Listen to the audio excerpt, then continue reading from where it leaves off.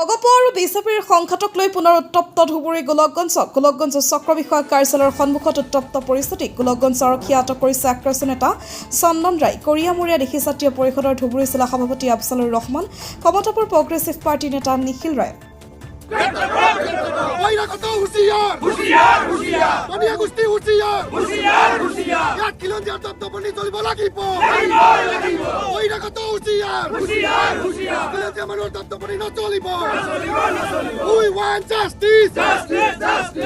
কালি যে গোলকগঞ্জ ব্লকত আঞ্চলিক পঞ্চায়ত গঠনক লৈ যি মানে এটা হুলস্থুল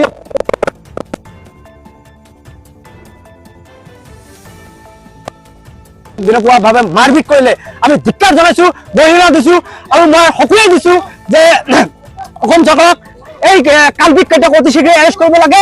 আৰু কোনে উস্তনি দিছিল আমি শুনা মতে অস্ট্ৰেলিয়াৰ উপস্থিত আছিল, তাতে উপস্থিত থকা সত্ত্বেও তেনেকুৱা ঘটনা হৈছিল। অতি শীঘ্ৰে গ্ৰেপ্তাৰ গ্ৰেপ্তাৰ কৰিব লাগে আৰু জেল হাজতত পঠাব লাগে এই কয়েকটাক।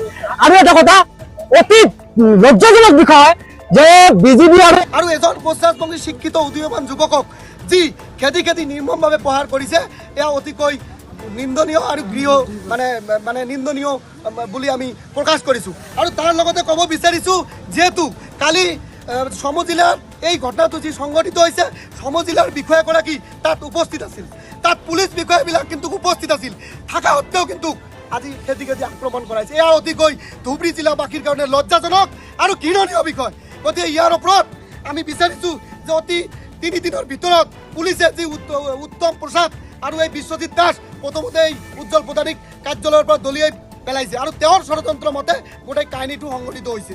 গতিকে এই বিশ্বজিৎ দাসক ঘৰ হৈছে ধুবুৰী টাউনত। তেওঁ গোলকগঞ্জ সমষ্টিৰ এই সমজিলাত আহি তেওঁ লিডাৰী নেতৃত্ব দেখাব বিচাৰিছে।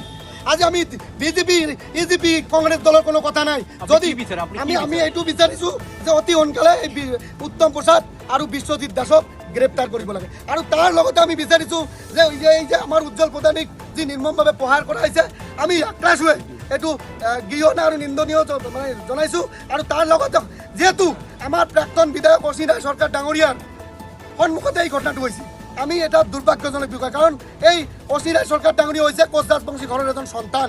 গতিকে আমি অসীম ৰায় চৰকাৰ ডাঙৰীয়াক অনুৰোধ জনাইছোঁ যে আজি আপোনাৰ সন্মুখত কেনেকৈ নিৰ্মমভাৱে প্ৰহাৰ কৰিব পাৰিলে, এয়া অতিকৈ কোচ ৰাজবংশী জনগোষ্ঠী জাতিটোৰ বাবে এক লজ্জাজনক বিষয়। আৰু তাৰ লগে লগে অসীম ৰায় চৰকাৰ ডাঙৰীয়াৰ আমি শুনিবলৈ পাইছোঁ, ভিডিঅ' পোৱা নাই, যদি তাৰ গাড়ীত কোনোবাই আক্ৰমণ কৰিছে সেইটোও কিন্তু তদন্ত হ'ব লাগে। গতিকে আমি নিৰপেক্ষভাৱে গোলকগঞ্জ সমষ্টিত কোচ ৰাজবংশীৰ অবিহনে কোনো ইয়াতে এম এল এ হ'ব নোৱাৰে, কোনো এটা ৰাজনৈতিক দলে ইয়াতে এম এল এ বনাব নোৱাৰে। গতিকে আমি দাবী জনাইছোঁ